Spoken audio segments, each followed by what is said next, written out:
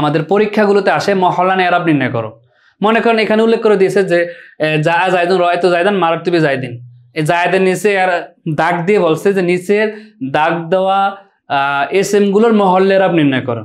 তখন আপনাকে কিন্তু আপনি যদি মহল্লা এরাব নির্ণয় করেন যে প্রথমটা মহল্লা এরাব হলো দাল, দ্বিতীয়টার মহল্লা এরাব হলো দাল, তৃতীয়টার মহল্লা এরাব হলো দাল, এইভাবে বললে কিন্তু হবে না। তো এইভাবে বললে যেহেতু হবে না, তাহলে আমি কি বলবো?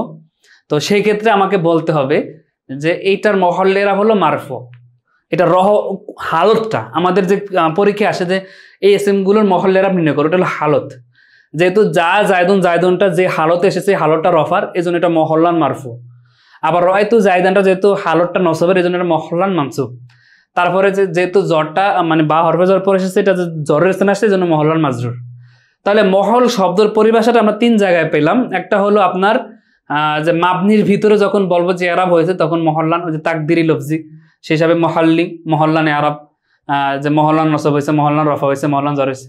আর একটা মহল পাবো যে যেই অক্ষরটার ভিতরে রফা নসব জ্বর হয়, সেটাকে বলা হয় মহল্লান মাজরুর মানসুব, এইভাবে বলা হয়।